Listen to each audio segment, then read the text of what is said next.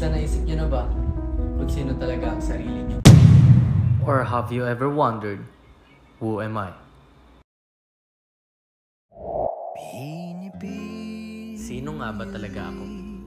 Sa bawat pagbuklat ng pahina ng buhay ko, simpleng pagkilos ng may tamang paninindigan ang katayuan ko. At sa bawat pagpapakilala ko sa mga taong mahalaga sa buhay ko, gusto ko lang ipaalam na sila ang dahilan ng magandang katayuan at paninindigan ang meron ako. Ito ang aking tatay, isang OFW at sa salitang iyo, sakripisyo ang tingin ko doon. Sobrang mangha at proud ako sa tatay ko. At ito ang ama na maipagmamalaki ko at isa sa dahilan sa katayuan at kaugaliang pinagmamalaki ko.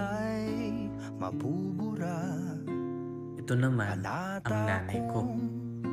Isa sa dahilan kung sino ako. Siya ang inspirasyon ko sa pagiging magalang at pag-una sa kapwa kaysa sa sarili. Ang salitang kabaitan at kagalangan sa lahat ng bagay ay sa aking nanay ko natutulog. Kaya kung ipagmamalaki ang ina ang usapan, walang pagdadalawang isip ang mga aring mangyari kailanman. Lalong-lalo sa lahat na nag-alaga at nanatiling gumabay sa akin para mahubog ang aking pagkatao, ang aking lolo at lola.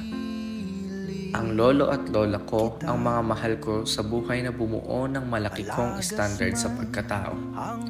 Bawat sakripisyo at pagmamahal nila ay walang makatutumbas na kahit sino pa mang ibang tao.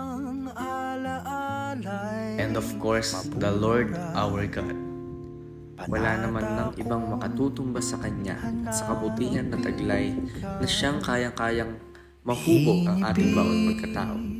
Kaya sa lahat ng pagdepende, pag-connect, pagsunod at pagmamahal ko sa Kanya na higit pa sa lahat, sa paraang iyon, nakikita ko kung gaano kalaki ang pagbabagong ginawa niya para sa akin at paghubog sa aking pagkatao.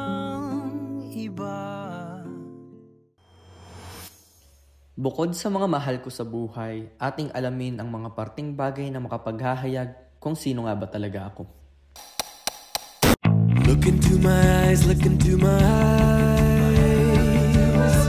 Doesn't matter if they're blue, green, brown, they flash like fire.